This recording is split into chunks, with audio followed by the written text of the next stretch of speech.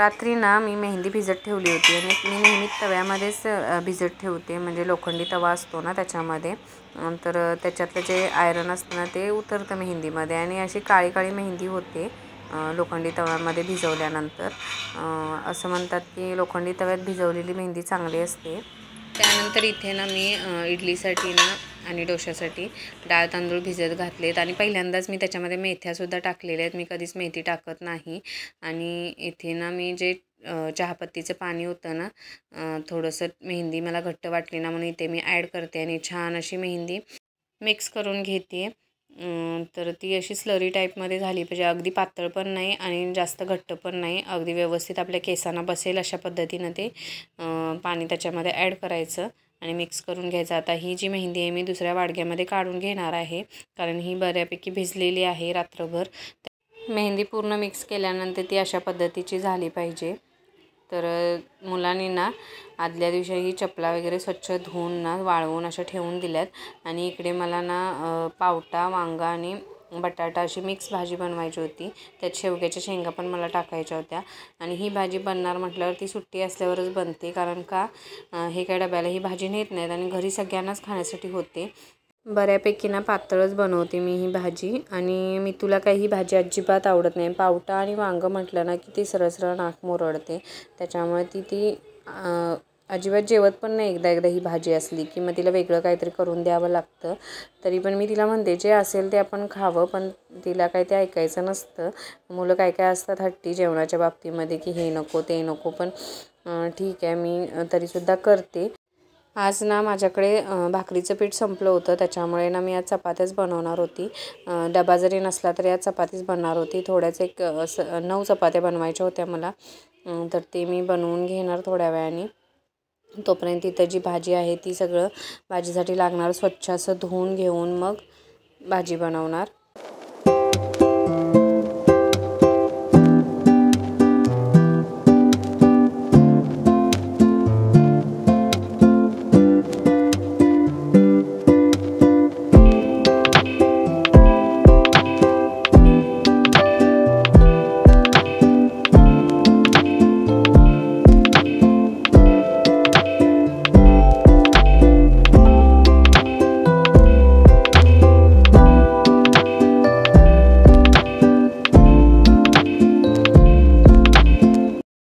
इथे ना छान असे पावटे तेलामध्ये भाजून घ्यायचे टोमॅटो आणि जिऱ्यासोबत.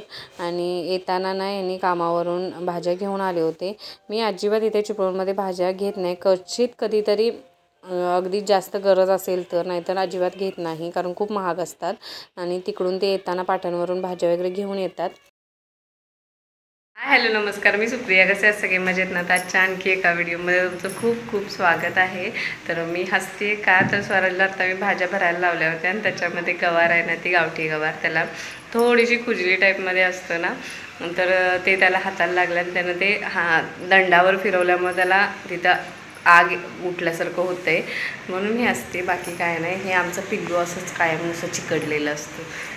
चला तर मग पुढे काय घडते ते तुम्हाला नक्की शेअर करेन. मस्त असं चपातीचं पीठ भिजवून झाले. इकडे आपली भाजी छान अशी शिजते. वर म्हणजे वर अजून एक लेयर येईल मला वाटते. जावा पटकन, उशीर होतोय. काय करायचं? आधार कार्ड अपडेट सांगा तिचं, आणि आपलं पत्त्यांचं काय करूया बघा आधार कार्डवरच्या.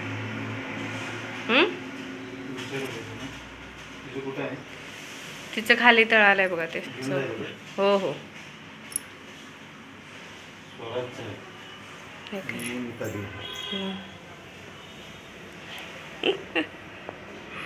तिचं लहान आहे ते कुठं बदलले.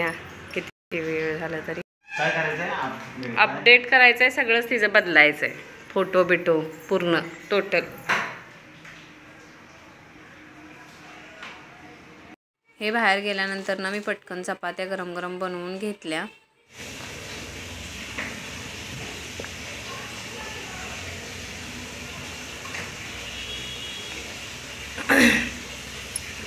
थंडीमध्ये ना भरपूर पाणी पीत जा तुम्ही पण. मी सुद्धा असंच करते, 1 तासाने ना 1 ग्लास पीत राहते, कारण का मग कमी पाणी पिल्यानं आपल्या स्किनवर पण प्रॉब्लेम होतो, ड्राय होते स्किन. आता स्वराजचं पण आवरले शाळेमध्ये जायला. सकाळी मी तो शाळेमध्ये गेली.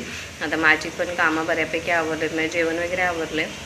फक्त आता कपडे धुवायचे आहेत, ते धुवून घेते आणि मग आधार कार्डच्या अपडेटसाठी कधी बोलवते ते बघते आणि मग त्यानुसार आम्ही जाणार दुपारी वगैरे जेवण वगैरे. मी हा एक ब्लाऊज शिवला अशा पद्धतीने. सिंपल गळा आहे, गोल कटोरी ब्लाऊज आहे. त्याला फक्त आया आणि हुक लावायचे आहेत. ते आता लावेन थोड्या वेळाने. गेले 2 दिवस ना आमच्या घरी ना ऊसाचा गुराळ चालू आहे म्हटलं तरी चालेल, कारण ह्यांनी येताना ना 4-5 ऊस घेऊन आले होते. तेच इथं मी त्याच्या चिमकोळ्या करते. स्वराजला ना शाळेत जायच्या आधी ना ऊस खायचा होता, तर म्हटलं मला म्हणाला त्याच्या चिमकोळ्या करून दे, म्हणून मी इथं करून देते त्याला. तर अशा पद्धतीनं म्हटलं करायचं, त्याला शिकवत होती. तो म्हणाला ठीक आहे. खरं तर सांगायचं म्हणजे रविवारी ना अख्खा दिवसभर तो ऊस खात होता. त्याला अजिबात कंटाळा नाही, खूप आवडतो ऊस खायला. खरं तर तो माझ्यावर गेला आहे की काय माहिती, पण मला पण ना ऊस खायला भयंकर आवडतो लहानपणापासून. आम्ही सकाळचं उठलं ना की शेतावरून पप्पा यायचे ना वैरण घेऊन, तेव्हा ऊस घेऊन आले ना की पटकन ऊस 2 पेरं तोडायची आणि ते पटकन खाऊन घ्यायचं. अशा पद्धतीनं मी आणि माझा भाऊ खायचो. तर इथं स्वराजला पण बहुतेक तीच सवय लागली माझ्यामुळं की ऊस खायचा वगैरे. तर चांगली गोष्ट आहे ना ऊस खाणं पण.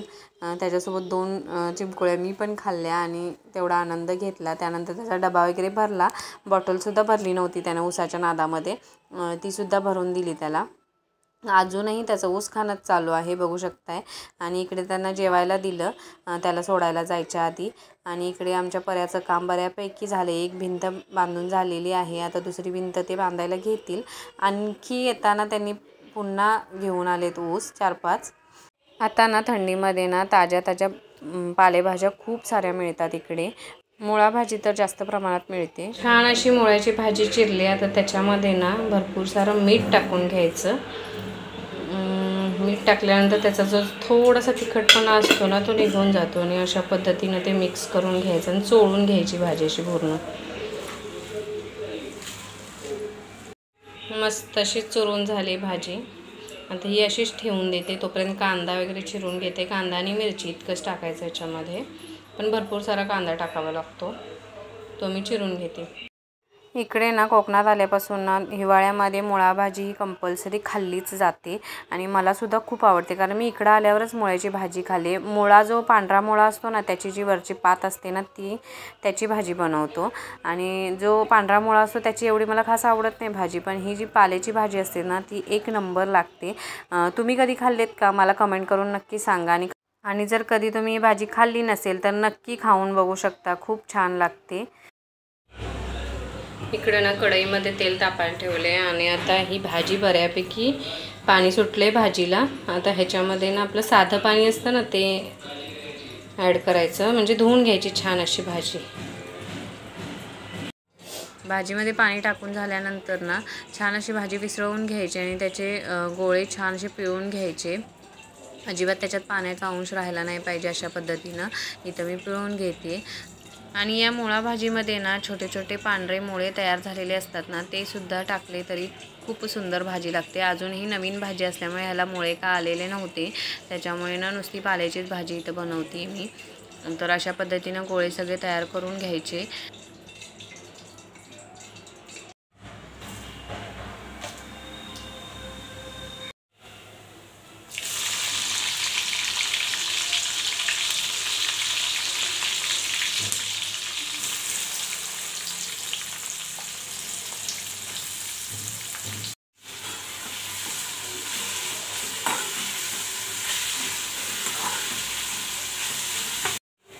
बऱ्यापैकी कांदा भाजत आला ना की त्याच्यामध्ये हे जे गोळे केलेत ना आपण मुळ्याच्या भाजीचे ते असे टाकून द्यायचे कढईमध्ये.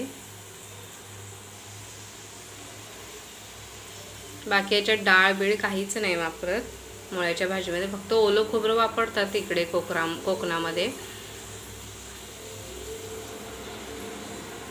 पण मी नाही वापरत ते ओलं खोबरं वगैरे, कारण मग ते गोडूस भाजी झाली नाही किंवा हे खात नाहीत त्याच्यामुळे.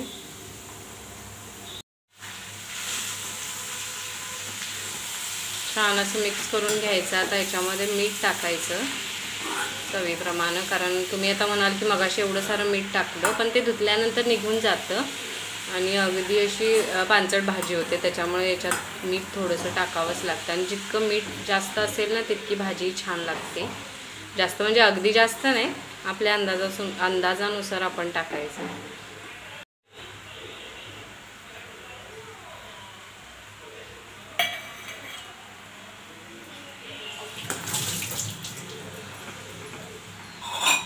परत या भाजीमध्ये ना पाणी वगैरे काही टाकायचं नाही. आता याच्यावर झाकण ठेवून ना छान असं वाफ काढायची, छान अशी भाजी तयार होते.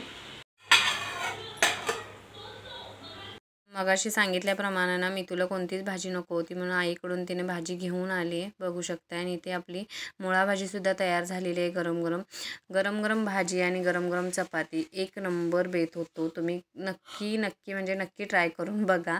त्यानंतर जेवण वगैरे झाल्यानंतर ना आम्ही आधार कार्डचं जे काम करायचं होतं ते करायला चाललो आहे. आणि मला साडीचा फॉल आणि ब्लाऊजसाठी अस्तर घेऊन यायचं होतं, ते सुद्धा घेतले मी सोबत. आणि इथे आम्ही पोचलो आहे ग्रामपंचायतमध्ये, जिथे आधार कार्डचं काम होतं. पण ते बंद होतं कारण का ते जेवायची सुट्टी झाली होती त्यांची, कारण आम्ही 3 वाजता गेलो होतो. त्यांनी 3 वाजताच बोलवलं होतं आम्हाला. त्यानंतर अस्तर वगैरे घेऊन झालं, मग पुन्हा त्या केंद्रामध्ये आलो जिथे आम्हाला आधार कार्ड अपडेट करायचं होतं. वेटिंगमध्ये थांबावं लागलं इथेसुद्धा. म्हटलं ठीक आहे, थोडा वेळ वाट बघितली. 5वा नंबर माझा होता, पटकन आधार कार्डचं करून घेतलं आणि तिथून आम्ही निघालो. चिडका जरा पण राहत नाही कुठं काय माणसात न्यायचं आहे का काय तुम्हाला? मोबाईल घ्यायचा आहे का? सगळी कामं करून झाल्यानंतर ना चहा वगैरे घेतला आणि संध्याकाळी मग हे इडलीचं बॅटर लावायला घेतलं. तिथून मग मी तुला काही खाऊ आणायचा होता ते पण आणायला गेलो. शेजारी नवीन दुकानाचं ओपनिंग झालं ना, तिथे पूजेचे पाय वगैरे पडलो आणि खाऊ घेऊन घरी आलो. घरी आल्यानंतर ना मुलांचा असा गेम चालू होता. हा गेम कोण कोण खेळले ते नक्की सांगा. तर लहानपणी आम्हीसुद्धा खेळलो आहे हा गेम. नंतर इथे यांचं खेळणं चालूच आहे. ते दोघं खेळत आहेत तोपर्यंत ना म्हटलं मेहंदी लावून घ्यावी, जी मी भिजवली होती ती. तर अशा पद्धतीनं मी मेहंदी लावून घेतली. तर असा होता व्हिडिओ. कसा वाटला नक्की कमेंट करून सांगा. आणि चॅनलवर जर कोणी नवीन असेल तर नक्की सबस्क्राईब करा. चला तर मग बाय.